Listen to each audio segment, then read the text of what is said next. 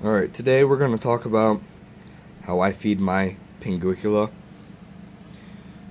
Here's a few of them. I have a lot more, but didn't feel like getting them all down. I believe this is Gina or Tina, one of the two. I forget which. I got it from a fellow grower and they didn't have labels. Same with this guy, no label. But based on the flower, I have a feeling it's some kind of Morinensis maybe. And this one I know is Sethos. You can see they will catch their own food in the form of gnats. So if you do have a gnat problem, they will catch them and digest the gnats and really enjoy that. And it's probably even better than the way I feed them, to be honest. But down here I don't get gnats very often, and whenever I do, they do suck them up.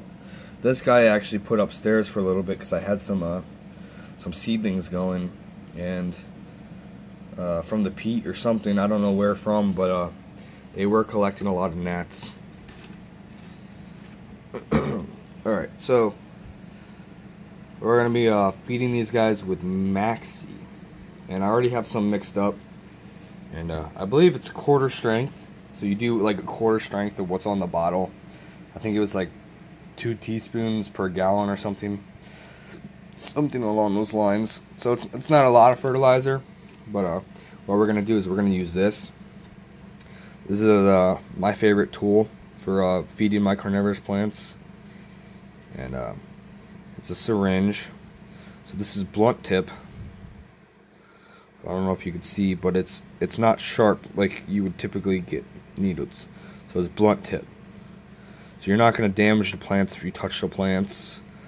You're not going to hurt yourself, but you can use it to move fluids around. What we're going to do is suck up, and I usually fill the whole thing up because I do use it all between feeding my plants. Alright, totally didn't get any there. One sec. I'm going to have to tilt the bottle to get it out. This is really difficult with one hand. Alright, looks like I got some. Awesome. Sweet. So as you can see now, there's the fertilizer is in the syringe.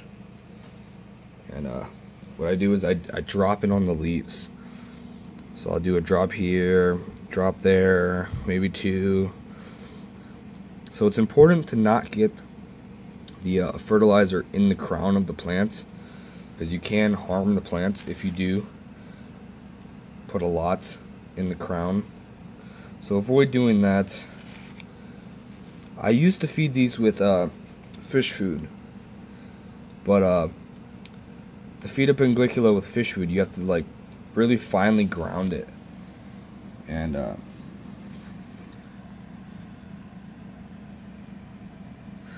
you have to finely ground it. And if it's not finely ground and you get bigger chunks, it won't get digested and it'll end up molding. And it also takes away from the aesthetic factor of the plants when there's a bunch of fish food crumbs all over it. Same with the gnats. Like the gnats don't look all that great, but this will soak up within the next day, and then you can't even tell. I've probably fed these every week or so for the last several months in this way, and you can't even tell from the leaves that I've been doing this. And I find that this is extremely beneficial with pullings, young pullings, something like this maybe. Now I have a lot of trouble getting my pullings to grow for me, and as soon as I started fertilizing in this way, I noticed large improvements in like leaf jumps with my little plantlets like this, because I do need those nutrients to really get going. Here's my Luana. Now this guy hasn't flowered for me, and I'm really excited for when it does, because this guy is the I believe it's, there might be another one, but I believe it's one of the only Pinguicula to get a red flower. So it's kind of unique in that sense. Here's my Ezeriana. This little guy, I don't put too much on him. He seems to grow pretty slowly, or he's so small I can't even tell that it's really growing very much. I believe it's more in its succulent state right now because it was a little more spread out earlier in the season. Now, they do bunch up like this sometimes, and they form these clumps. And for me, it seems to be whenever they flower is when they divide. And I think that's typically how it is. Look at these guys. They look like little flowers almost. The way they build up on each other. It's pretty unique. You can see some little cecilifolias got in here. Let me give these guys a little bit of food. They're not going to hurt the Pinguicula. So this might be a Morinensis, if I had to guess, or it might even be another Sathos. It looks, the leaf growth looks a little bit different, but you can get some variation between plants, it seems. So I'm not really sure about the ID. If I ever sold these, I'd just say unknown ID. Here's some little succulents. I threw some succulent leaves in here to see if they'd take, and they did. So I'm actually going to give them a little bit of fertilizer and see if I can actually like grow a succulent in here with my Pinguicula, which would be pretty neat. This guy, I just tore him up. I plan on repotting him tonight when I get some more peat. But I did recently ship a little division that was coming off the side. It was a bit bigger than this one. So in case you're wondering, I don't treat all my plants like this. It just happens that I had this guy out within the last 2 days. I believe I shipped it Monday and it's like Wednesday now. So this can be fast. Like, if I wasn't recording right now, I'd just be like, you know, real quick. It's really efficient. You don't need, doesn't take a lot of work. You don't have to mix up, like when I've, ooh, I got some in the crown there. So let me show you what I do if I get some fluid in the crown. So as you can see, that drizzled down into the crown there.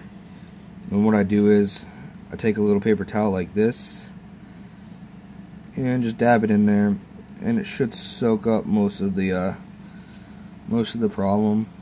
I mean, a little bit probably isn't gonna hurt. I've got this in the crown plenty of times. But if you get too much, it will definitely harm the plant. So you can see it soaked it all up there. And now you can't really, there's not a puddle, which is what you want. You don't want a puddle. Alright, I think that about wraps it up. So it's real easy. You could get Maxi is easily obtainable. I would show you the bottle, but because you only need a little bit for carnivorous plants, I actually stole some from my buddy. So I got a little bag full out of the big container, and I don't know if I'll ever run out. I mix it up at a gallon at a time, and I've been doing this for about, I don't know, I've been feeding a lot of my plants with this method for maybe 5 or so months. So quite a while, and I've just about gone through a gallon. And I do recommend that you do switch, like not use it for that long. Maybe if you make a gallon, try to use it within 2 months. Because you can't get, like, I don't know what this is. It's a little bit of funk growing down there. It's probably some kind of bacteria. Or it might even be floaties from the material. But I wouldn't be surprised if I had some nasty stuff growing in my fertilizer from it just sitting around too long. And I think that about wraps it up. So happy growing, guys.